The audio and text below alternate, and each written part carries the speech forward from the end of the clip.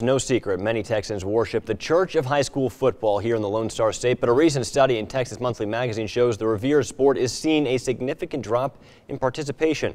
Our own Kurtis Quillin spoke with a high school coach in our area to see what is behind that drop. And Kurtis, it's all related to a stigma about football injuries, right? Well, no, Chris. Coach Alan Harris at Salado High School used Gordon Hayward from the Boston Celtics as an example. It doesn't matter what sport you play, there's a risk of injury. Regardless, studies show just under 11% of high school students are participating in high school football, down from 14.5% in 2000. The bigger issue behind the drop, earlier specialization among high school athletes, saying the days of 3- and 4-sport lettermen are sadly behind us. Now, club sports are becoming more and more popular, with a larger emphasis being placed on out-of-school sports.